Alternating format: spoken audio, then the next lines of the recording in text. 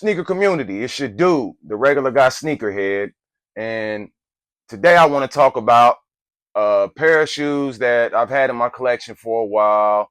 They're a brand new dead stock pair. They're a pair that actually were a grail to me for a long time, a pair I wanted for a long time, and then I finally got.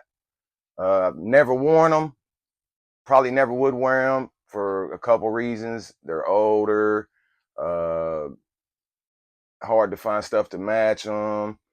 And then just for real, I'd rather pass them on to somebody else who would enjoy them more and get what they're valued at before putting them on feet. Because by the shoe it is and the silhouette it is, if I wear it, it's going to lose a lot of the value. And I'd rather pass it on to somebody else and let somebody else enjoy it. Even though it was a pair I wanted for a long time and was after for a long time, I got it, had it in my collection for a while, took pictures of it. Uh, but sadly, I'm going to go ahead and let it go because I just don't see me wearing it. And right now, there's other pairs coming out that I would much rather have in my collection. So to make room, I'm going to go ahead and let this one go. Now, this particular shoe I'm talking about is the Air Jordan 1 K54 Ruff and Tuff. A lot of people get it mixed up on how to pronounce that. A lot of people think it's Quai or Quai, but actually it's a French word and it is actually pronounced K. The pronunciation of it was spelled with a K. So it's like K-A-Y, but just spelled Q-U-A-Y. But yeah, it's actually the K54. And for those who don't know what the K54 is, it's a street ball tournament over in Paris, France that they have every year. And back in 2007, Jordan Brand started sponsoring that street ball tournament. And then in 2009, they put out their first release, this shoe here, the Air Jordan 1 High K54 Ruff and Tuff, and some accompanying apparel. And then after this release, every year since then, they've put out sneakers and apparel. Now, like I said, this is from 2009, so it has that older box to it. I picked these up from GOAT. You can see how they look in the box. As I said, this is a brand new pristine pair.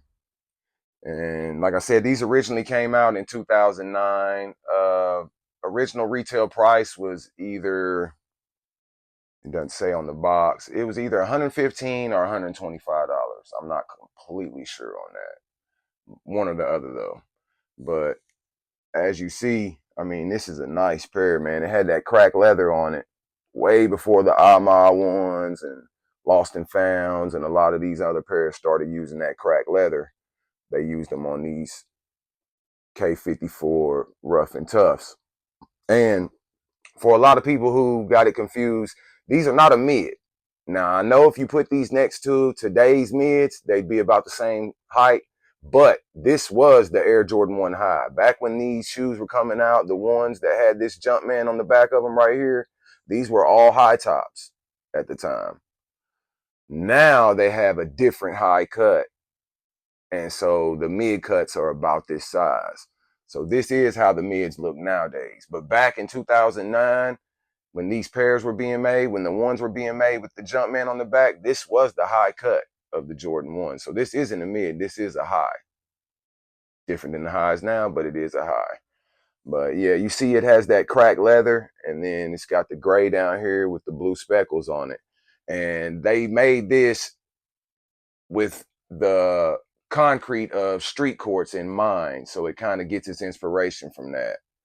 You see it has the nice hard plastic wing logo bubble, that shiny patent leather, black swoosh, black laces, white on the tongue with the K54 branding. Of course, the sock liner has this pattern all throughout it, as well as a trim of the tongue. And then you see it's got the Ruff and Tuff on the back of the tongue.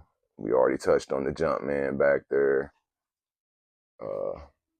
These are dead stock, never worn, but they're from 2009, so they have yellowed a little bit. But you can still see that same pattern on the insole on the bottom of the shoe.